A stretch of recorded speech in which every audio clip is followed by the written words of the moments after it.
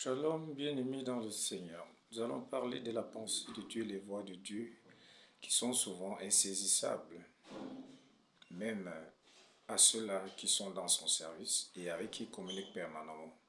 Romains chapitre 11, verset 35 et suivant nous dit « Les voies de Dieu sont insondables et ses pensées sont souvent incompréhensibles.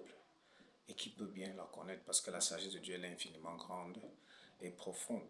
Vous verrez dans le livre de 1 Samuel chapitre 8, Samuel, vraiment, il était magistrat ou juge et prophète en Israël.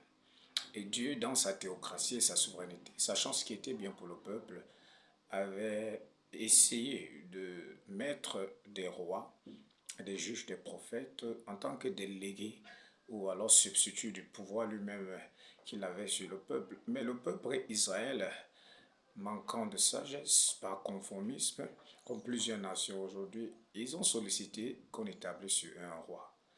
Et ce roi-là n'était pas forcément le choix de Dieu.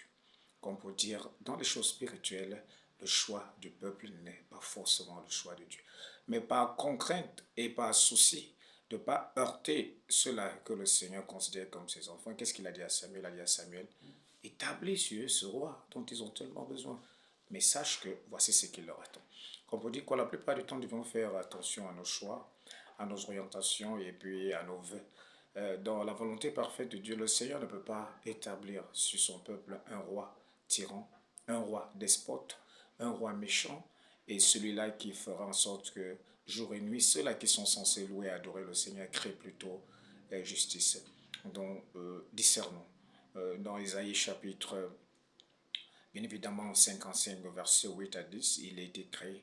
Mes voix ne sont pas vos voix, mes pensées ne sont pas vos pensées.